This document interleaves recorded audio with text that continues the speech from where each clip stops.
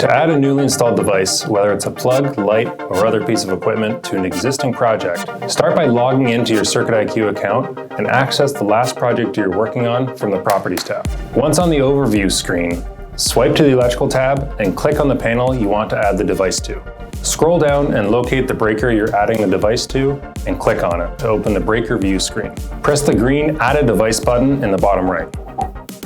Enter in the device details using the drop-down menus, and be sure to use the Notes section to add details such as AFCI or the other piece of equipment that it may be. And click Save. Your breaker will automatically update with the new information. Click the Back button.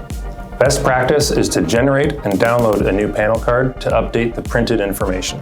You're now fully up to date and ready to go. Check out the other video demos for more tips, and stop guessing, start mapping.